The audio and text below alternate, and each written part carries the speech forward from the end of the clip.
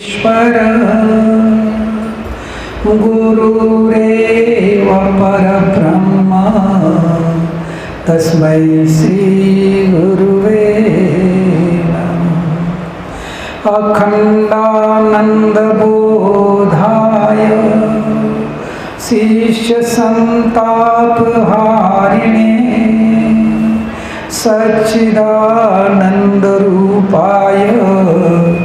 तस्मै श्री गुरुवे नमः। अखंडमंडलाकारं व्याप्तं येन चराचरं तत्पदं दर्शितं येन तस्मै श्री गुरुवे नमः। ज्ञानमूलं गुरुर्मूर्ति पूजामूलं गुरुपदं मन्त्रमूलं गुरुर्वाक्यं मोक्षमूलं गुरुकृपा। नमोऽस्तु गुरुवै तस्मै गायत्री रूपिणे सदा यस्य वाक्मृतं हन्ति विषं संसार संजकम्। वन्दे बोधमयं नित्यं गुरुं शङ्कररूपिणं यमाश्रितो हि वक्रोऽपि चन्द्रः सर्वत्र वन्द्यते। भवानी शंकरो वन्दे श्रद्धा विश्वासरूपिणो याभ्यां विना न पश्यन्ति सिद्धाः स्वान्तस्तमीश्वरम्। यं ब्रह्मा वरुणेन्द्र रुद्र मरुतः स्तुन्वन्ति दिव्यैस्तदे वेदे साङ्गपदक्रमोपनिषदे गायन्ति यं सामगान्।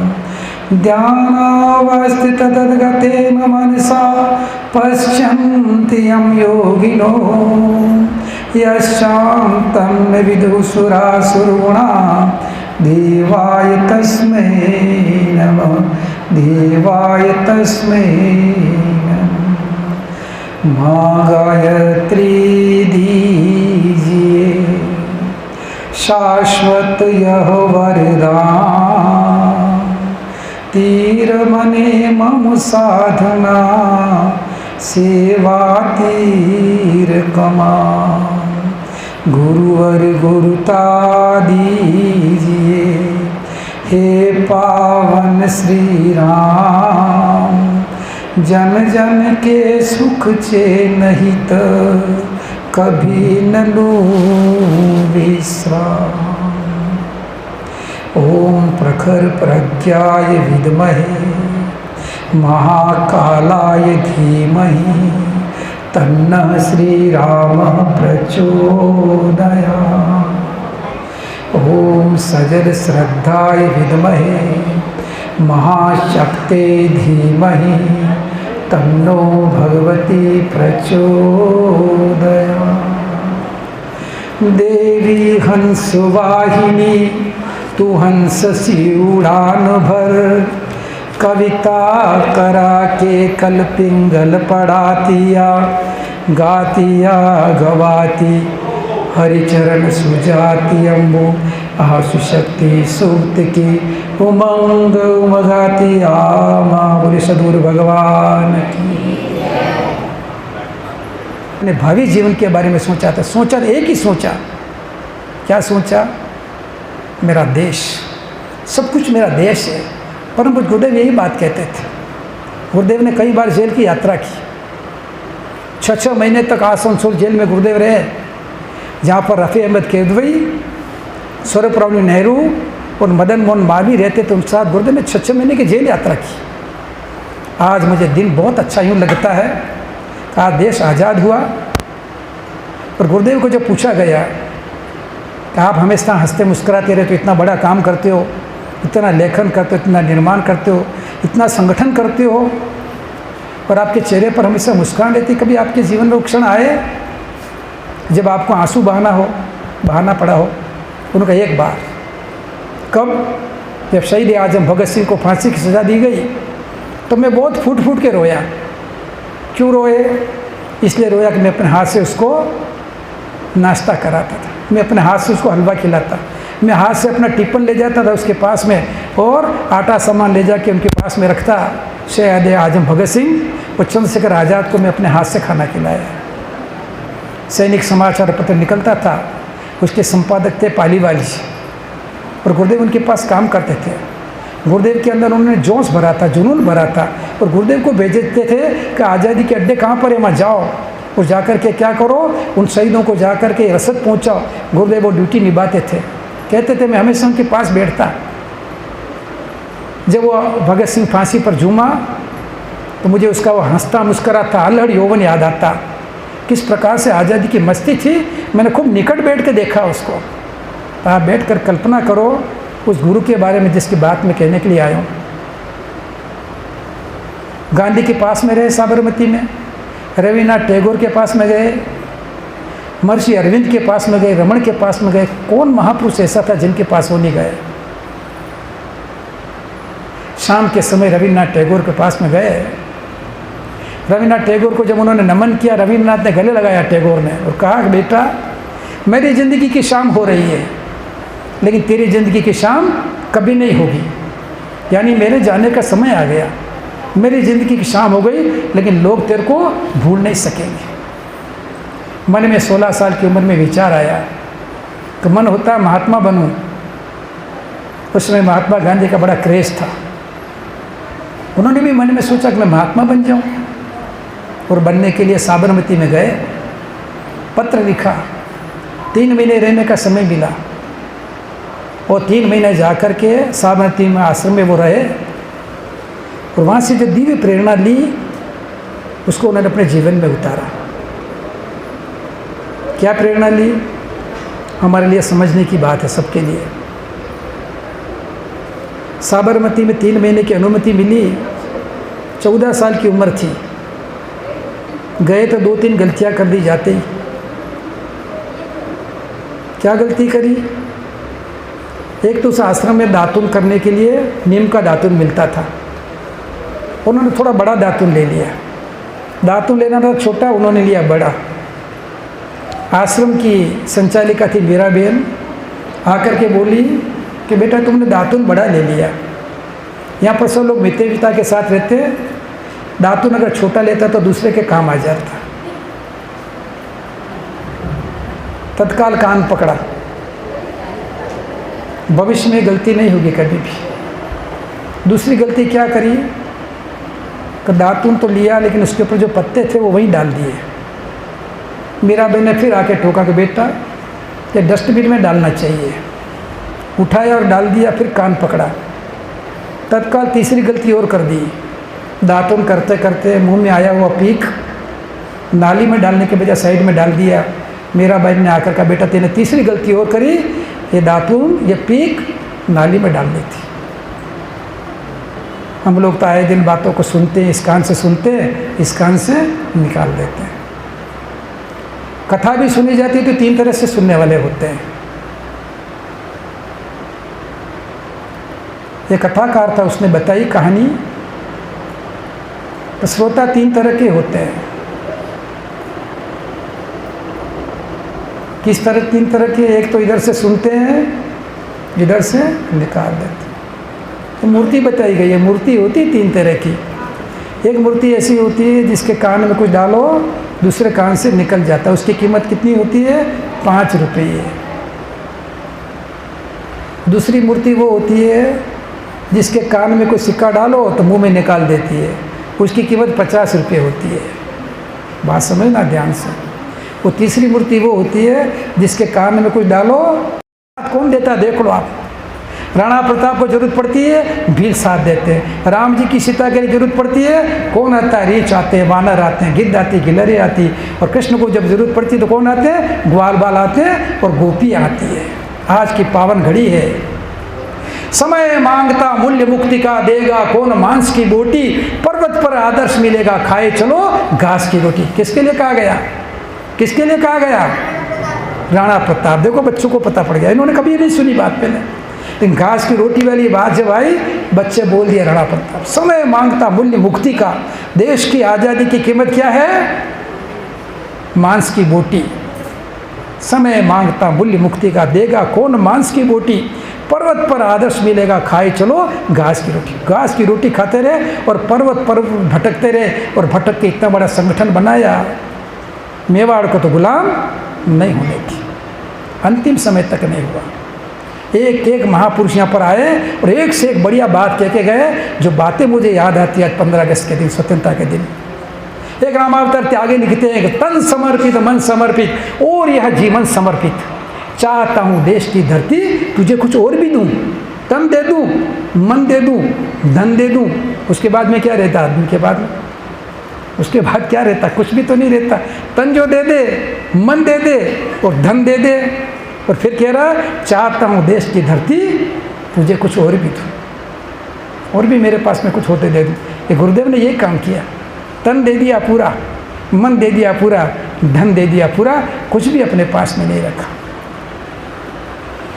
विवेकानंद कहते हैं किसी माध्यम से एक देश हमें देता है सब कुछ, हम भी तो कुछ देना सीखें। सूरज हमें रोशनी देता, हवा नया जीवन देती है, भूख धरती और खेती होती है, हम देना सीखें। और राम प्रसाद बिस्मिल कहता है यदि देश ही तो मरना पड़े मुझको सहस्त्रों बार भी, तो भी मैं इस कष्ट को निज ध्यान में लाऊं कभी।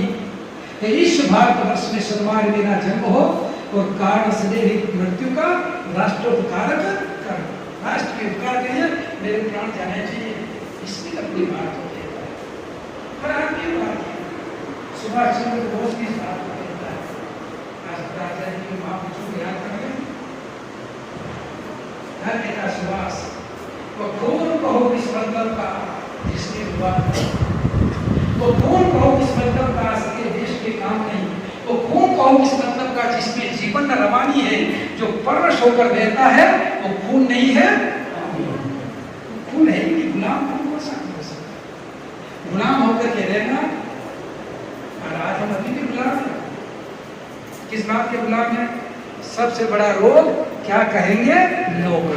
चाहते तो घर चली शादी नहीं करें, चाहते थे बर्तन पूरी नहीं करें, चाहते कुछ अच्छा है, लेकिन लोग क्या कहें इसके डर के बैठ गए। कर लो, पुराने करते आ रहे, हम भी करते जा रहे हैं। क्या किया आज सुभाष चंद्र बोस ने?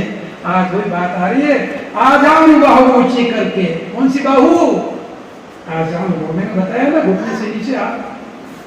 सुभाष चंद्र बोस का हाथ बहुत लंबा था, इतना लंबा था कि अंग्रेजों की गर्दन को पकड़ने में समर्थ थे। देश की आजादी गांधी जी की वजह से मिली, अच्छी बात। गाते जरूर है कि दे दी हमें आजादी बिना खड़ग बिना ढाल, साबरमती के संत तूने कर दिया कमाल की। सच्ची आजादी तो देने वाले कौन थे? सुभाष चंद्र बोस। आजादी फौज की स्थापना करने वाले, सब कुछ करके चले गए। क्या बोले? आ जाओ बाहू ऊंची करके वे बोले, रक्त मुझे देना, इसके बदले में भारत की आजादी तुम मुझसे देना। तुम मुझे खून दो, मैं तुम्हें आजादी दूं। उस दिन लोगों ने सही सही खून की कीमत पहचानी थी, जिस दिन सुभाष ने बर्मा में मांगी उनसे कुर्बानी थी। बर्मा में कहा आओ मेरे को खून दो, मेरा साथ दो, हम अंग्रेजों को भगा करके रख देंगे। और मेरा गुरु कहता है ऋषियों के तब त्याग तेज गुण मानव धर्म महान की, भूली हुई कहानी फिर से याद करो बलिदान। भूल गए हम लोग, ये तो ठीक है कि दिन आ जाता है, शहीदों की मज़ारों पर लगेंगे हर बरस मेले, वतन पर मरने वालों का यही बाकी निशान। ये निशान ये रह गया है। ये छोटे छोटे बच्चे सुबह में तैयार होके जाते हैं, 15 अगस्त जिंदाबाद, 26 जनवरी जिंदाबाद कर देते हैं। और शिक्षक भी, उस समाज के लोगों को भी देखने का अवसर मिल जाता है कि बच्चे आ रहे हैं, आज स्वतंत्रता दिवस से जुलूस निकलेगा, तो थोड़ी सक्रियता आ जाती है। थोड़ी दुकान थोड़ी देर बाद शुरू करें करके लोग चले जाते हैं। लेकिन कैसे आज़ादी मिली हम इसका महत्व नहीं समझ पा रहे। जाके ना फटी कभी विवाही, वो क्या जाने पीर पर आई। इसके पाँव की विवाही फटे नहीं, वो दूसरों के दर्द को क्या महसूस करता है। विवाही फट जाए तो नानी आ जाती है, लेकिन जिसका देश के लिए बच्चा फट जाए, जिसके लिए देश के लिए बच्चा कुर्बान हो जाए, उसकी क्या दशा होती है। थोड़ा बैठ करके आज के दिन हमको विचार तो करना ही चाहिए, नहीं करना चाहिए, विचार तो करना चाहिए। उनकी वजह से अंग्रेज गए। 800 सालों तक मुगलों ने आकर यहाँ पे राज किया। 200 सालों तक आकर के अंग्रेजों ने यहाँ पर याद किया। क्यों किया? एक ही चीज़ की कमी थी, गायत्री मंत्र की कमी थी, सद्बुद्धि की कमी थी, विवेक की कमी थी, दूरदर्शिता की कमी थी। पाँव जमने नहीं देते। एक कंपनी आई, ईस्ट इंडिया कंपनी, और आकर के धीरे धीरे धीरे धीरे अपने पाँव पसारते गए। किसकी बुद्धि चलती नहीं, क्योंकि हमारी बुद्धि को ख़त्म करने का काम मुगलों ने कर दिया था। औरंगजेब ने हमारी जनोइयाँ निकालना, हमारी चोटियाँ काटना, हमारे बच्चों को, हकीकत वो दोनों थे ना, सिख धर्म के दोनों बच्चे, जोरावर जोर से बोला, फतेह सिंह शोर से बोला, चुनो ईंटें रखो गारे, चुनो दीवार हत्यारे। हमारी आहाँ बोलेगी, हजारों बार बोलेगी, नहीं हम झुक नहीं सकते, नहीं हम रुक नहीं सकते। पिता दशमेश की जय हो, हमारे देश की जय हो, हमारे धर्म की जय हो। और धर्म के लिए जिंदा के जिंदा बच्चों को चून दिया गया, हमारी जनोइयाँ तोड़ दी गई, जला दी गई। वजन कितना, क्विंटलों बंदी वजन उसने किया चोटियों का, और हमारे यज्ञोपवीत का गायत्री मंत्र भुला दिया गया। अब देश आज़ाद हो गया, नया सूर्योदय हुआ, नई कोयलें कूक रही है, नए मोर नाच रहे हैं, और वातावरण में कुछ अजीब सी एक रौनक है। अब तो हमारा गायत्री मंत्र वापस जागना ही चाहिए। भुला दिया गया, रोक दिया गया, ऐसे शास्त्र बना दिए गए। ये गायत्री ब्राह्मणों की है, ये गायत्री पुरुषों की है, गायत्री कोई जप नहीं सकता। जपने में क्या हो रहा है, ये कान में कहने की है, और जो बोलेगा उसके कान में शीशा डाल दिया जाएगा। गरम गरम शीशा करके शीशा डाल देते थे। बोलो, इतने लोग डर गए थे। डर गए तो बुद्धि रही नहीं, विवेक रही नहीं, दूरदर्शिता रही नहीं। हमारा तो देश है, और आकर के राज करके जा रहे, लूट लूट के चले गए। वो मोहम्मद गजनवी ने, गौरी ने कितना लूटा। सोमनाथ पर 1025 में आक्रमण किया, हाथियों पर ऊपर लोड कर करके होंदों में डाल डाल के यहाँ की संपत्ति को कई दिनों तक ले गए। नालंदा तक्षशिला विश्वविद्यालय 6 महीने तक जलते रहे। हमारा साहित्य 6 महीने तक जलता रहा। इतना शानदार साहित्य था जिसकी प्रिंटिंग प्रेस में प्रतियां भी नहीं बनी थी, पांडुलिपियाँ नहीं थी, उसके जल करके खाक हो गया। धर्म तो खत्म कर दिया गया, और एक नई एक चाल चली गई ताकि सद्बुद्धि, विवेक, दूरदर्शिता कोई अपना नहीं सके, और ये देश गुलाम होता चला जा। हम गुलाम हो गए, आज हम आज़ाद हो गए हैं। तो मेरा गुरु कहता है इस दिन के लिए, इन फूलों से मत ढको मुझे। माला हमने पहना दी, उनकी माला पहनने की इच्छा नहीं रहती थी। इन फूलों से मत ढको मुझे, मैं आग उगलने वाला हूँ। संस्कृति देवों की नष्ट न हो, मैं उसका ही रखवाला हूँ। मैं किसका रखवाला हूँ? इस सभ्यता और संस्कृति का मैं रखवाला हूँ। एक एक श्वास मेरी इस संस्कृति के लिए लिखी है। क्या कहा? मैं नहीं चाहता चिर सुख, मैं नहीं चाहता चिर दुख, सुख दुख के ऊपर प्रज्ञा है, मैं प्रज्ञा को करता प्रणाम। किसको प्रणाम करता हूँ? प्रखर ज्ञान सबसे ऊपर है, प्रज्ञा, प्रखर ज्ञान। मैं नहीं चाहता चिर सुख, यही तो वो कहता है। नारद क्या कहता है? न मैं राज्य चाहता, न मे काम्ये राज्यम, न सौख्यम, न पुनर्भव, काम्ये दुख तप्ता नाम प्राणी नाम आर्थ नाशनम। न मैं राज्य चाहता हूँ, न पुनः पैदा होने के बाद मैं इंसान बना हूँ। हम सब, आप भी और मैं भी, जो मैंने बातें करी थी उनको भी कहना चाहता हूँ। बड़ी मुश्किल से सत्संग का ये अवसर मिला हमको, और यहाँ पर निःशुल्क कार्यक्रम है। 1 रुपया भी दक्षिणा लेने का काम नहीं है, एक कप दूध भी किसी का पीने का काम नहीं है। इस बात को आप थोड़ा समझने का प्रयास करना। बिल्कुल निःशुल्क कार्यक्रम है, आने से लेकर जाने तक 1 रुपया दक्षिणा यहाँ पर बिल्कुल स्वीकार नहीं है। बालक ने सोचा कि आखिर क्यों कहा गया है। पिछली 84 लाख योनियाँ याद आई, 83,99,999 योनियों में भटक चुका हूँ, और भटकने के बाद इंसान बना हूँ। पंडित जी के सावधान के अंदर बहुत बड़ा दम है। और आगे का सोचा, पहले तो पीछे का सोचा, फिर आगे का सोचा। ये विवाह हो जाएगा, पत्नी आ जाएगी, मिलन होगा, बच्चे होंगे, फिर बच्चे बड़े होंगे, फिर शादी होगी, फिर उनका मिलन होगा, फिर पोते पोती आएंगी, फिर खिलाना, फिर पिलाना, फिर उनको घोड़ा बन के खिलाना। ये ज़िंदगी मेरी कोलू के बेल की तरह से पीसती चली जाएगी, पीस जाएगी मेरी ज़िंदगी। तत्काल निर्णय लिया, सेहरा उठा के फेंक दिया, सोने के आभूषण पहन रखे थे फेंक दिए, इधर घराती बैठे थे, इधर बाराती बैठे थे, इधर मंडप सजा था, दुल्हन बैठी थी और बच्चा निकला तो निकल के कहाँ चला गया? महाराष्ट्र के अंदर पंचवटी के पास में टापली के जंगल में गया 12 साल की उम्र के अंदर। वो 12 साल तक ध्यान लगा के बैठा और जब उठा वो नारायण क्या बन गया? समर्थ गुरु रामदास के रूप में परिवर्तित हो गया, जिसने छत्रपति शिवाजी को तैयार किया। कल्पना करो बैठ के, वो बालक अगर नहीं डिगा होता वहाँ से, अगर विवाह कर लिया होता, न तो शिवाजी का दुनिया में नाम होता, न समर्थ गुरु रामदास का नाम हुआ होता। कृपा थी उस पंडित की कृपा हुई। कईयों को कहा पंडित ने सावधान, हर विवाह में कहा, लेकिन ये व्यक्ति जाग गया है। हरिश्चंद्र का नाटक सत्यवती का कईयों ने देखा, लेकिन महात्मा गांधी ने देख लिया। मिस्टर गांधी क्या बन गया? महात्मा गांधी बन गया। सूट पहनते थे, बूट पहनते थे, टाई लगाते थे, टोपी पहनते थे। एक महिला को देख लो, आधी धोती सो रही है, सुखा रही है, आधी को धो रही है, फिर पहन रही है। पास में गए, पूछा क्या मामला है? गरीब हूँ, मैं दूसरी साड़ी नहीं खरीद सकती, आधी को धो करके सुखा रही हूँ। तत्काल गांधी ने निर्णय लिया, टोपी उतार के फेंक दी, ऊपर के टाई वाई सब फेंक दिए, बूट सूट फेंके, एक धोती आधी पहनना और आधी लपेटना। देख लो, देखा तो नाटक बहुत ने, देखा तो सुना तो पंडित की आवाज़ को बहुत ने, लेकिन नारायण ने सुनने का कुछ अलग रहा। और ये नारायण कौन था? समर्थ गुरु रामदास। ये रामदास कौन था? यहाँ बैठा हुआ है रामदास, जिसकी बात करने आया। कौन था रामदास? ये बालक श्री राम शर्मा आचार्य, जिनको मैं गुरुजी कहता हूँ, इनको भी पता नहीं था कि मैं कौन हूँ।